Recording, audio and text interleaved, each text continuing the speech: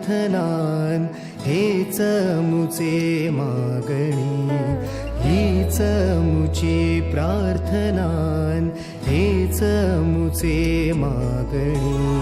माणसाने माणसाशी माणसासम वागणे,